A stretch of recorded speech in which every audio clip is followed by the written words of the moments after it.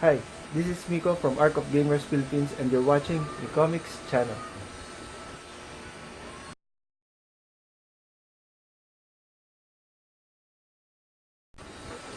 What is up?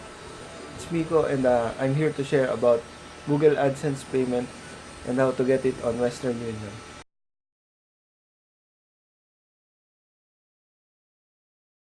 So first time ko nung kinuha ko yung Google AdSense payment ko sa Western Union, medyo nangangapa ako kasi medyo magulo yung sa YouTube kung paano kukunin.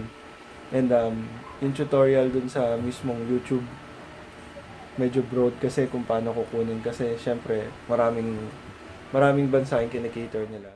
Ayun, nagtanong pa ako dun sa cashier ng Western Union kung nag-handle ba sila from Google. And yung first time ko, good naman, na nakuha ko siya doon and na-process siya.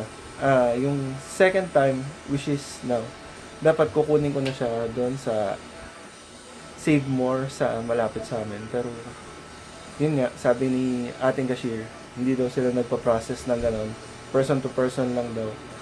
Ewan ko kung issue ba talaga yun or anything. Pero, dun sa tinanungan ko kahapon, kumukuha naman daw sila ng Google AdSense payment. Kaya lang, may pinrocess din kasi akong isa. So, hindi ko pa siya nakuha kahapon. And, today, kukunin ko na siya ngayon.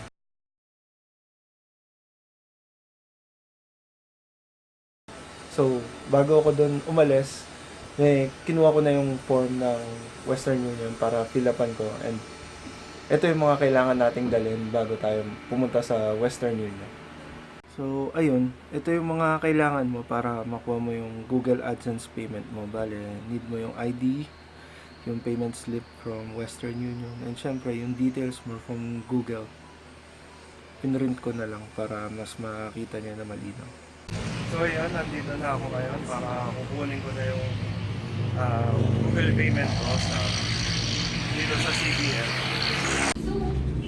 So ito na, nakuha ko na yun. Ayun, sad to say, ayaw nila ipa-video pero okay na, at least na ako na. So discuss ko na siguro sa bahay ko ano yung gagawin.